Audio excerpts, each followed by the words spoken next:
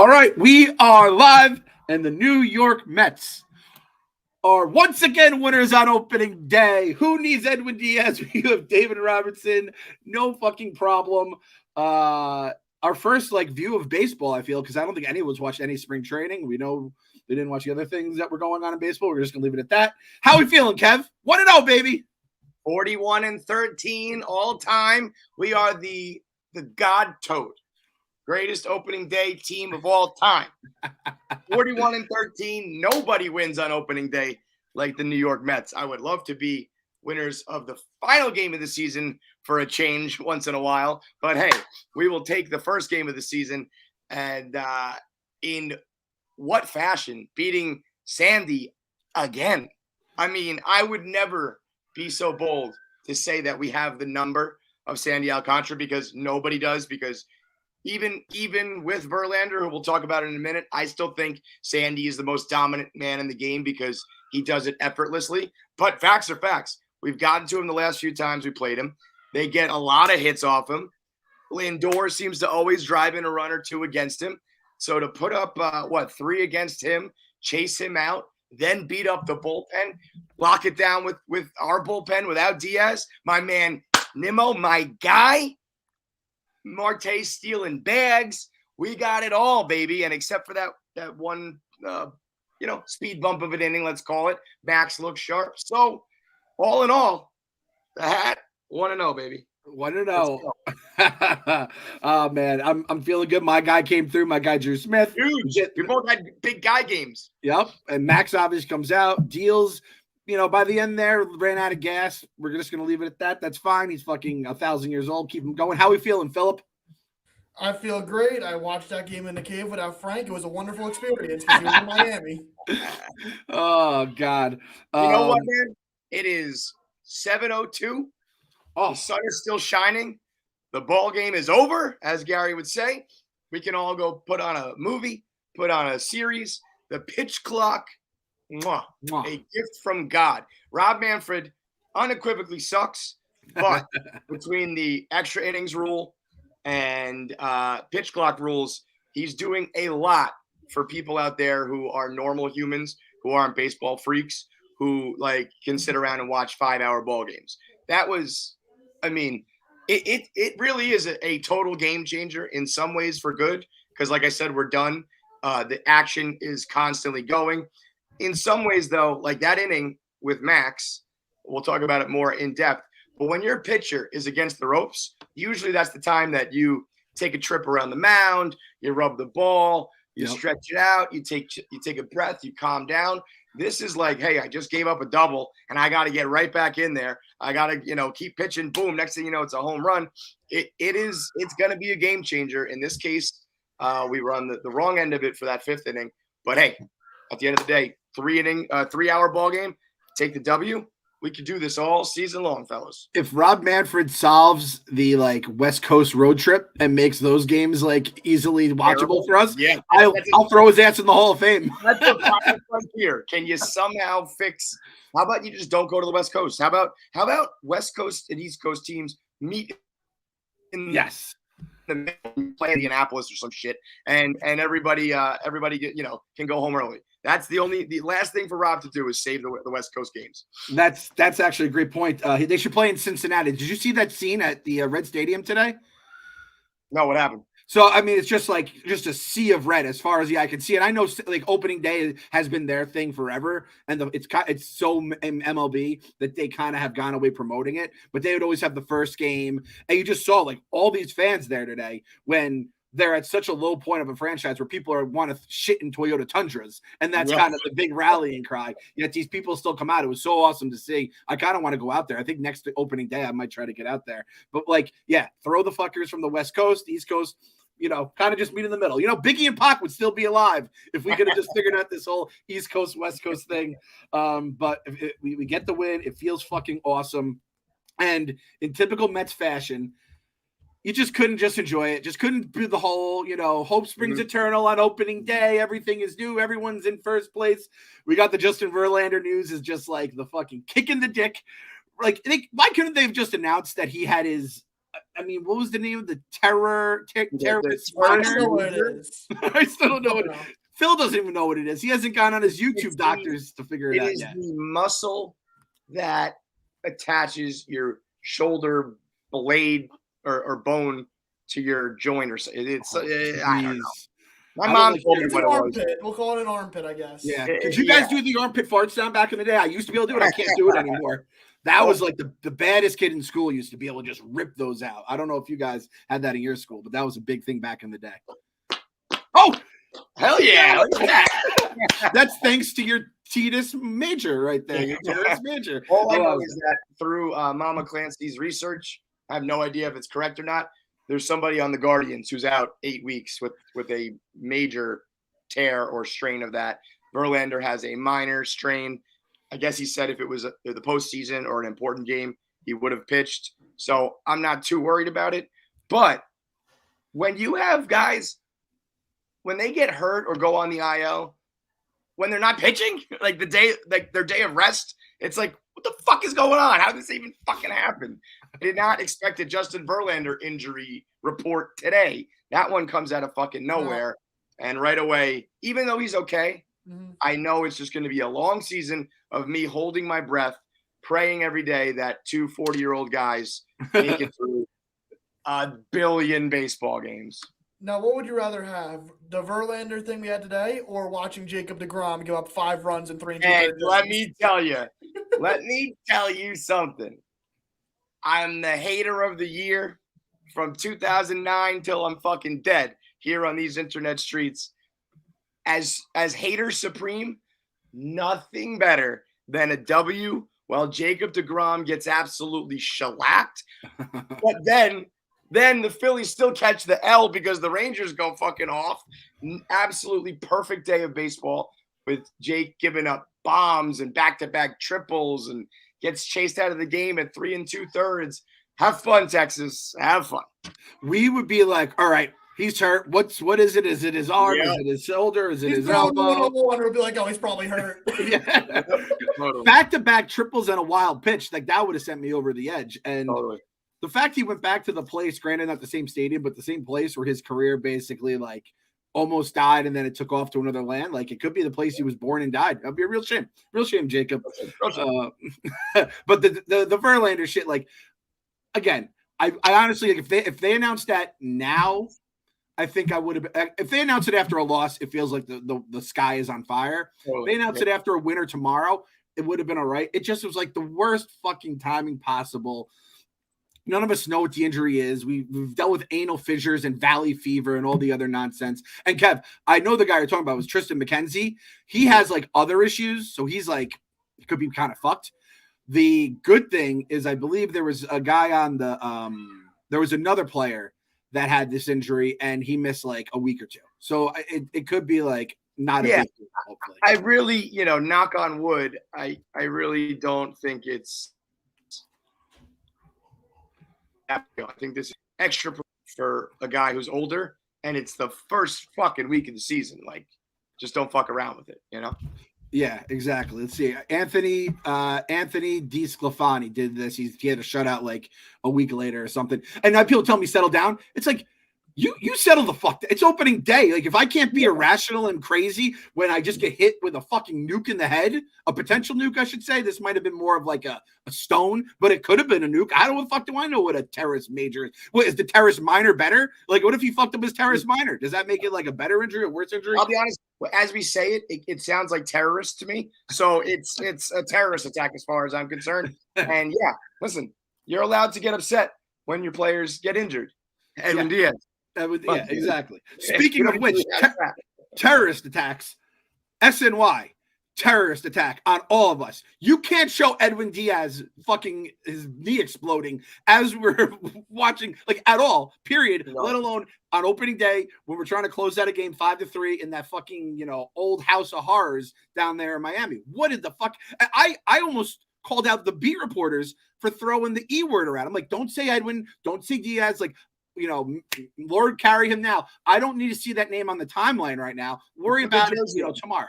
Put the jersey in the locker room like he's died, and we're unfortunately we're moving on without him. I said it before. I hope I obviously was wrong, and I hope this is a sign of things to come. I would have bet my life we were going to get a blown save today because we didn't have him, and that's just how this goes. And the fact that Robertson just slid right in, and it was like easy peasy, no problem. It's one outing, opening day. Of course, there's a million more to go. But the fact that this wasn't a nightmare, it is one crisis averted. And a Mets season is all about dodging your crises. And I feel like there's about, let's say, any given season, 10 true crises. And how many of them hit? And how many of them do you dodge? And we dodged one today, so I'm happy. Yep. And so Robertson's making $10 million this year. How much would you say he earned today just by getting that save? I'd say at least half the contract. At least 9.5. Yeah, fair enough. Like if he goes Braden Looper today, we are hearing it from now until. And not only is it just that this game, the seed has been planted, and we're worrying for the rest of the year. Mm-hmm. And maybe it happens game 2. And then we start worrying. But every game that it doesn't happen, we are pushing off that feeling of dread and fright. And so thank you, Lord. Thank you, David Robertson. At least day 1, you did your fucking job. And just a quick reminder, day 2, we don't have the off day tomorrow. We play because it's Miami. Bro, 8 straight days to start the season. What the fuck is that about? Jesus, 8 straight and then the West Coast trip this first month? I'd rather this than cold April home games. Yeah, that is true. So. And you know what? It also is nice to get like an early Braves series is kind of nice because like doesn't really, it's so early. Obviously, every game matters. We're trying to get them off guard. But yeah, you catch them off guard and you get some wins. Or if things go south for us, it's like whatever. The first 3 games of the year, second 3 games of the year, not a big deal. So I'll take this little strip early. Let's get the West Coast out of the way. It's nice to be watching baseball again without feeling like every game is the most important thing. Like I check the scoreboard and I see the Braves are winning for the last 2 months of the season. Every single time I check the scoreboard, it was like, this game means everything. This game means everything. This is the most important game.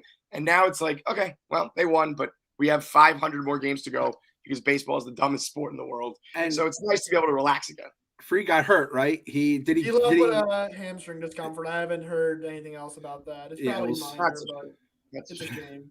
Yeah, so we got a fucking big W there. By the way, did you hear that thing that they said the Phillies only have 6 of their first 47 against NL East teams? Which is just absurd. I am convinced the schedule makers. Actually, I was gonna have a conspiracy theory out there, but the schedule came out before the postseason.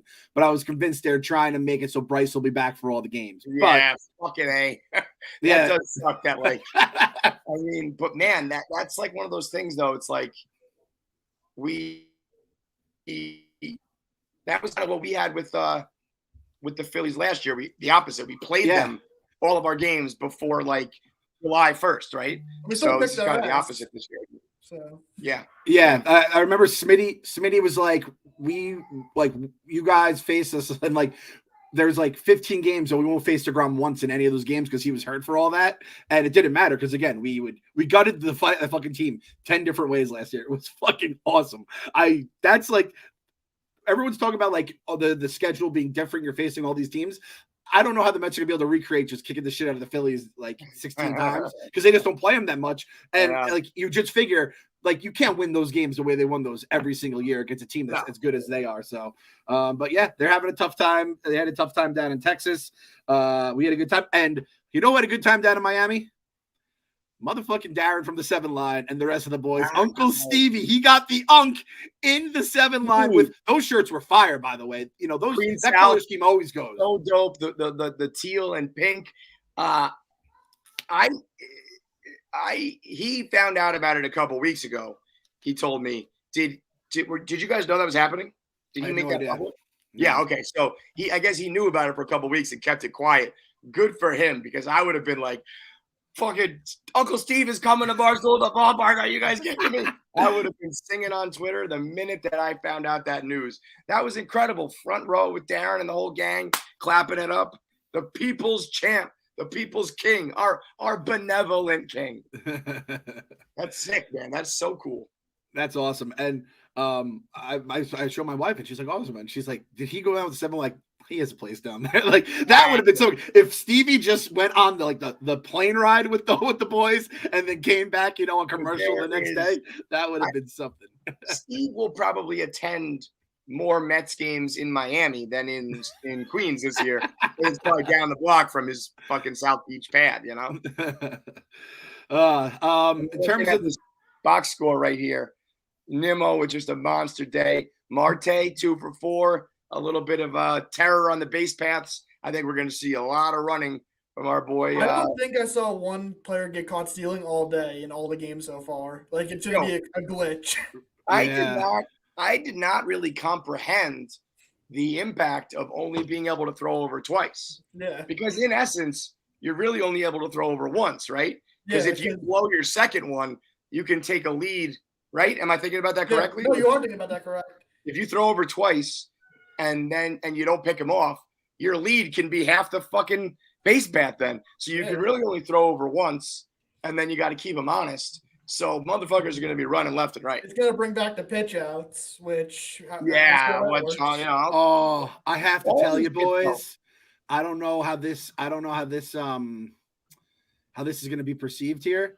I fucking love a good pitch out. I love a good pitch out. It's strategy. I got to get off on it. I'm a pitch out guy, so I'm excited that they've made their way back.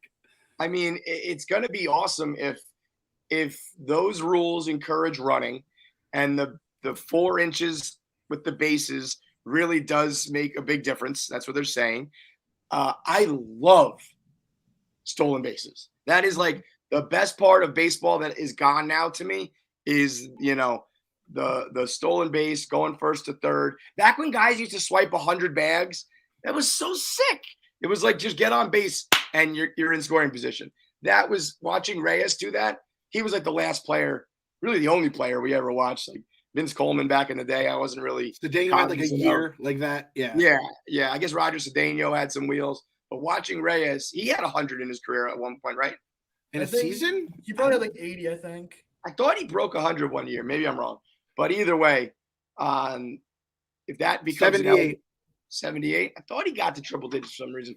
But yeah, I mean, 78 is a fucking shit ton, especially when you compare it to today's game. So, I mean, if that is part of it, if we get fast games, stolen bases, and just like quick pick, the game, it will be a lot more entertaining to watch. This is my baseball. This is the baseball I choose to watch. Yeah. American baseball is the best product in the whole world. I heard 97% of all. I'm trying not to trigger Kevin right now. I'm trying not to make this. By the way, Kevin is off of Twitter. He's giving it up. Pabs has his password. He's changing it. Kevin, if you want to get. I have a burner account that nobody's following me, and I'm never going to tweet from it. So I will have all the people that I follow. So I'll have a timeline. I'll have a For You page, but I'm not doing Mets Twitter. I actually thought about it. I was like, I know I promised that I wasn't going to do it, but then I thought to myself, this is kind of how we make our money and how we promote and everything. And then what happened yesterday when Alyssa Rose tweeted about, she was like, the reality of Edwin Diaz being out just hit me and it sucks. And then I tweeted and I was like, I really think it's going to be the difference in this season and it blows. And then she said, Steve Cohen doesn't deserve to live like this. Like a very, very obvious joke about a billionaire who obviously is living just fine. And the response from Mets Twitter was fucking mortifying. Absolutely embarrassing. The amount of people quote tweeting and replying, being like, he's a billionaire. He's fine. We don't claim you. You guys are so weird. Like, you dumb mother. You guys are the biggest losers on the planet. So when I saw that, I was like, you know what? I needed that. I'm out. I'm not doing it this year. And there was a million times I wanted to tweet just some stupid, like, just struck him out or whatever it was, big play. And I was like, you know what? Nope, I'm not doing it this year. So if you want to see my We Gotta Believe content, you can catch me on the post games here or the Instagram, the YouTube. I ain't doing the Twitter this year. Baseball fans are some of the most serious people in the world. Like you think like they're politicians. If you can't get that joke, like it's not even a joke. That's just like a throwaway. Like it's just a comment. Like obviously Steve Cohen's fine. People being like, "You're so weird." You're fucking weird, you dumbass morons. Yeah. The fact that you can't pick up on that joke makes me think that you lived in like a bunker for the first 30 years of your life and you've never interacted with another human. Big Cat. I would say next you're going to tell me 97% of New York didn't watch this. Yeah. Big Cat tweeted out the other day that crazy Virginia game against Furman. And he like, that was the craziest pass. And I wrote like, they're just kids, Dan, because he had that shirt, right? Yeah. The amount of responses I got that didn't understand how, like, that's Dan's thing. He's been saying he has a shirt about it. And they're like, people were telling me, you can go to war at the age of, this guy's age. They're talking. I had some guy talking about like changing genders and stuff. I'm like, what the fuck are we? So I go, this is a different place, Kev. I told you. It was when you were in your thing, 2020. That's what I felt like. We're in fucking 2020 land. It's like log off. It's fucking over. Yeah. Where the playground isn't the playground anymore that 10 years ago is what it is. Yeah. But I'll tell you what it is also. It is fucking the New York Mets. You guys feeling like the Century Club? I'm feeling like the Century Club's gonna happen. I don't know how. 99 to go, baby. 99 to go. Our boy, and I said this, I tweeted this. Vogie scoring on a fucking like line drive to shallow left.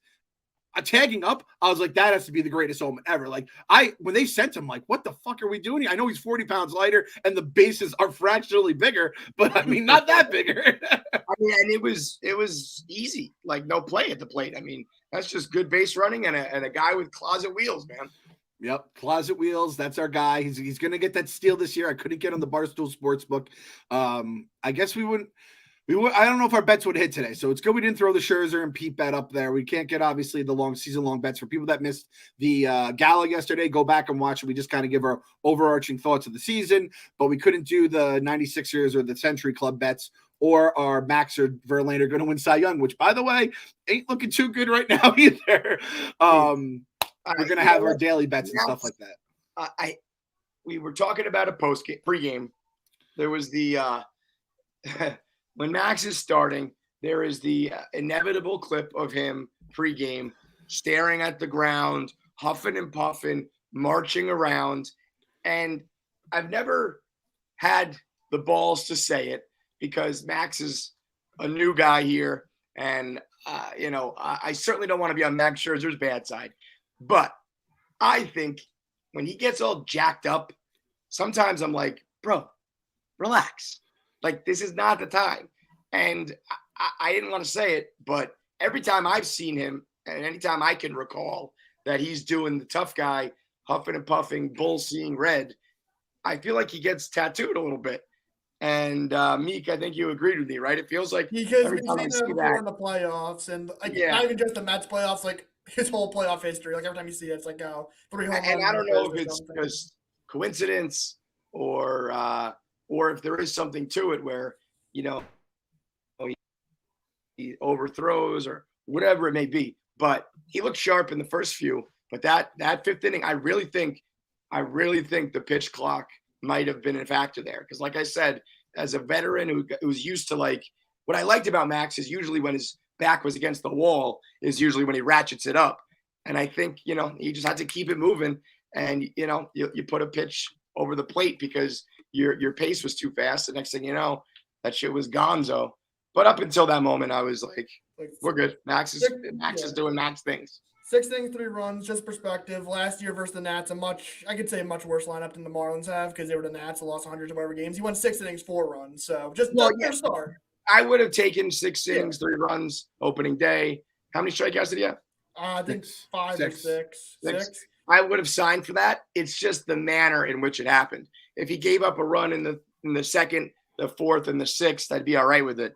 The fact that it was like a meltdown inning, which seemed to always be our bugaboo, whether it was DeGrom or Max, when these guys get into the later innings, when they get through the lineup a couple times, it always seems like they're susceptible to the long ball. So, yeah, the box score says one thing.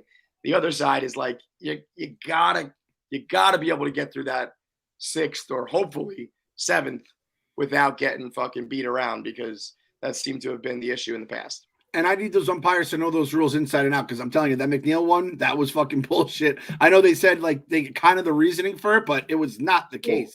Is there a time that the base runner needs to return to the base? Like, we know how the pitcher has to pitch in 20 seconds, but if you start running and there's a foul ball, is there an amount of time you have to get back to your base? I think it's like you have to like show the effort kind of a thing. And so it's like, you know, when you see it, it's like, what are we doing? And the umpire can just be like, you weren't trying hard enough. Suck my dick, dude. Yeah. And listen, they should already know, but if they don't know by now, you do any of that shit, Buck's gonna come out and teach you the rule that you do not know, because we saw that enough last season. That was like the best part, is he fucking just he just like taught those guys. He fucking took them to class every single time. And yeah, like I mean, I said it in the group chat. Ball don't lie on that one. Yep. The umpire want to fuck around, and then Jeff gets it done. By the way, also robbed on that line drive down the first baseline that should have been another extra base hit. We got to Sandy, and there was a couple other moments where we should have put up even more on him. So in the end, it doesn't matter. But yeah, that was there's going to be weird, rocky shit like that in the beginning where guys are not going to get used to it. But 2 hour, what was it? 3 hour game? Less than 3 hour game? Like, yeah, it was a 4:10 start. We wrapped up at like 6:50. Yeah, so I'll take that trade off every single time. We're gonna have like 2 hour games. Like, that's just gonna happen. I cannot fucking. And I meant to mention this on the podcast yesterday. The 6:40 starts. Remember, we have the 6:40 starts as well. So it's like we're talking before 9 o'clock, Kevin. I'm gonna dig into some YouTube, to some Netflix, some Prime. I can watch the whole movie. I can watch several episodes of a season. Like, this is it changes my whole life. Brent might come back from the West Coast now. He's like, fuck, I could actually have a nightlife. No, I'm just kidding. That motherfucker is stuck over there, you son of a bitch. Hey, can we take some calls or no? Is that possible? We can if you want. Yeah, I'll just put it in the chat here. So Mets 21-28. I see you asking to come in. You're on a pitch clock. I'm gonna give you 2 minutes. So make your point in 2 minutes when you log on. I got to put you on the pitch clock, Mets 21-28. You're very long-winded. Yeah, listen, I'm a long-winded person too. That's nothing personal. Mets 21-28. We love. But his allure is best in small doses. But it is opening day, and it's a celebration. So we'll hear from Mets 21-28. But you gotta have a quick hook, bro. Yeah, he's our power arm coming out of the pen. He has the Mets hat on. Welcome to the show, Mets 21-28. You're on the long time no see, guys. I mean, I've been what's up, pal? How are you, man? Been going through a rough patch of my own. I had to put my dog down a few weeks ago. Oh, Jesus! I'm sorry, Christ, man. But as for today, I'm at least happy we got the W. With Scherzer, even if he did nearly blow it in the sixth. But that said, good job of the team. We got the win. That's what matters for me at the moment.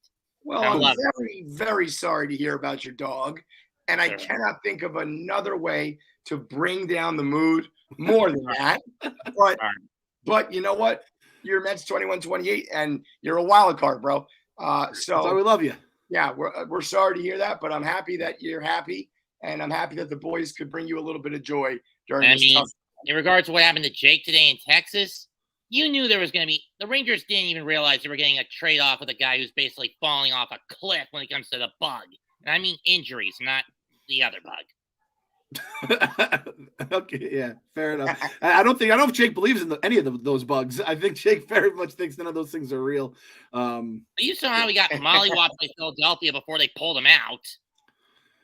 Yeah, no, I mean that was for anybody who's an open hater and has that Schadenfreude. This is as good as it gets, man. We get the W. The Phillies don't get the W. Again, they're playing Washington. You can't expect that crap. I don't know how we play Sandy Alcantara and they face Washington. I feel like that happened 75 times last year. It's always the same night. The Braves play the Nationals fucking 500 times a year, and we face Sandy Alcantara every time the Marlins play. In regards to our last series, this year it's crucial. Instead of 19 times we have to play them, it's only 13. Yep. Which is a trade-off of having to play every team in the league this year. Hey, dude, relax. It's game one. I'm just saying the whole deal with having every team play each other at least once came with a trade-off. The divisional series had to be cut from divisional matchups had to be cut from 76 to 52. Right, but that's okay. And we're not going to get upset about scheduling logistics right now. We got another opening day win. The No, I do bullpen. have one nitpick. Okay. Why what do you is it got? that our home games on Saturdays are starting predominantly at 4 o'clock, not 1? Well, listen, it's better than 7. Better than 7. It was 7. I'm just saying, most Saturday afternoon games for us usually start at 1, not 4. No, bro, we got very, very little 1 o'clock starts. We always played night games. We I had think Sunday games, but Saturday games were almost always 7 o'clock. So 4 o'clock is actually a step in the right direction. that's an MLB thing. I think MLB wants everyone at 7, obviously, for the the nighttime viewers. But I think Cohen wants afternoon because that was one thing a lot of people were bugging him about when he was doing his Twitter fucking polls every other day. And I think they're like, listen, we'll meet you halfway. It's all 4 o'clock starts at home at least until the All-Star break, and then it becomes 7, which I'll take. I'd love 1 though. Don't get me wrong, Max 21-28. I'm with you on that. Give me fucking 11 a.m. baseball. I don't give a fuck. Yeah, that's very rare, and you only get that in Washington. Yeah, or Baltimore for that matter. The Red Sox have that marathon day, right? That's always like an 11 o'clock game. They get that too, but again, that's only for the marathon race. Yeah. Well, then you get the camp days that start at 12:10. Wow. Oh, the best. Yeah. The fucking best. All right, dude. Well, I'm sorry to hear about your dog, but we're happy that we got the W, and we'll check in with you as the season goes on, babe. All right. All right, Mets 21-28. Be good, my friend. I can't believe Kev. I can't believe he hit us with that. He hit us with that. Not in my wildest dreams. I think he was going to come in and talk about a dead dog. It's just you can't between him and Frank. You just can't script it. I honestly. So I'm going to make a confession here. It was the Diaz emergency pod. We talked about it offline. I enjoy that Frank when he's like not just screaming and he's like just chopping it up, and he always has like 3 absolute gems. If Frank, like if we can make a middle ground, I'd love that Frank on occasionally, not just when shit is bad. I'd like to have it with good, but I need to have him and Mets in 21-28. Or is that like introducing the key master to the gatekeeper and like the Mets will just like explode? It's crossing the streams. I don't think. Imagine if we had Tank 21-28. My brain would fucking explode, dude. That might be too much. Do we have any other calls? I just put the link out for him, so I didn't even tell people. Should I tweet it, or do we not want to do?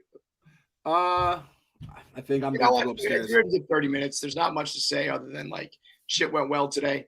Obviously, if the bullpen could keep that up, that would be great. And I was happy to see Lindor in some clutch spots. I mean, Gary said it. Gary said it best. Like he's really poised to have his best season ever. That 2018 year was his gold standard. And then last year, I think statistically beat that. But it was kind of a bounce back. And this is his 3rd year now in New York. And it's kind of the rubber match. First season bad, second season good. What are we going to get this year? But if you look at the big picture, his age, his experience, his health, now might be the year where he's just, let's fucking go. And so I was happy to see him, getting sack flies in a big spot and shit like that.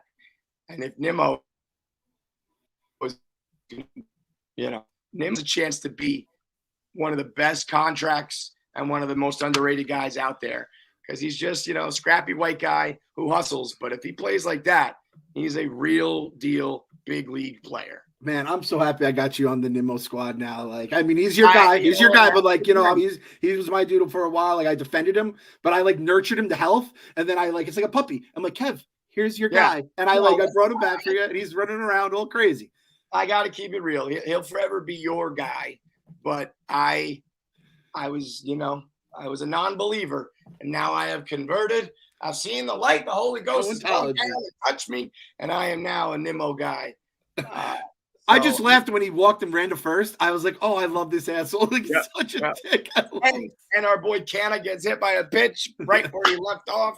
He picks right back up. The only thing I would have liked to see was Pete, obviously. Would have been nice if he got in the mix a little more. I think he reached base once. But Marte doing his thing was great to see. Back healthy. It worked. Today worked. Today was like last year where, it wasn't the long ball, but it was runners on base. It was clutch hitting. It was situational hitting. getting runners in from third with less than 2 outs. It was what we did last year, and we did it again. So if this first game could somehow, by the grace of God, be an indication of the rest of the year, maybe we're just going to keep it moving. Who knows? Cherish it, Mets fans. Cherish these opening days. What was the record? 43-17, or what was 41-13? That's so outrageous, but it's that's baseball, Susan. Where the New York Mets, the joke of a franchise, is the team that does it. I think the bulk of those losses also came like many years ago. I think in our lifetime, we're probably like fucking playing 800 ball on an opening day. You know, it's crazy. Yeah. So I'll take it. Yeah, keep those coming. Keep those. Offense again. The bullpen came in and it was like sharks fucking around some chum. You could just feel that these guys are ready to feast. If our bullpen go and just put up zeros on the board, this could be a pretty fun season again. I mean, last season was absolute hell and it was 101 wins. So hopefully people will enjoy every win of this season because we're going to be fighting for every one based on the first fucking month of. If you are still intent on, waiting for the other shoe to drop and discounting wins because of whatever reason, if you're gonna do that to yourself again for 162 games, God bless you. Go ahead, but I won't see it because I'm not on Twitter, baby. Yeah. So I think that's a win for everybody there. My boy Kev's gonna fucking have his head in a good place. I'm gonna responsibly throw a couple dollars on Lindor MVP. I have to find that on the Barstool Sportsbook. I feel like that could probably be a good value because you figure if the Mets are fucking awesome, it's Lindor, Pete. Are the guys who, are the true engine of it all. I don't know if anyone else is truly like, we love Marte, Nimmo, all them, but I don't know if anyone is like the guy that's going to be the, these guys are in the middle of the lineup. They're going to get runs, RBIs. He had 107 RBIs last year. I was like, holy shit. I don't know he's even had that much. He's a shortstop. So keep it. One last note. I'm just going to say it now. I mean, no disrespect by this. It's just going to be, it just is what it is. I'm going to say Navarez every single time. Every single time. No. I literally wait. Hang on. It's Nav. I'm not. This is not an act. I really can't say it. It's Navar. I can't. What is it? Narvaez. Narvie. It's tricky, man. I think I have early onset dementia, right? I really think I'm like getting Parkinson's or Alzheimer's. It's crazy. I legit gun to my head. I was not able to come up with that guy's name. No, fuck. And Kev, you know your Spanish names. You saw the high school pictures and all that stuff. The guy was in the Boogie Down. He grew a lot of time.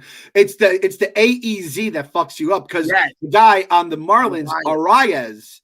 I mean, if I could bet that guy being my least favorite player, because they said, he like never swings and misses. It's like, the leadoff hitter for the Marlins who never swings and misses, that guy is going to murder us. Like multiple That's a season ruiner right there. That is, we'll see him in September, and he'll like lead off the game with a fucking home run or something. Him and Garrett Cooper. Garrett Cooper, those two fucking defensive plays, and then the bomb. I'm like, welcome to the club, baby. The fact Birdie didn't fuck us today was a miracle in itself. So yeah, just call him Omar. That's like Omar coming. We could do that. We could have some fun with that. But yeah. Kev, like, I don't need you mispronouncing names now. There's enough heat on you with the Spanish community. I don't need you throwing any more fucking gasoline on the fire here. So he's off of Twitter. We got to believe. If you want to get this sick fuck takes, YouTube, we got to believe. Instagram, all that good stuff. KFC Barstool, the Clem Report. Gotta believe.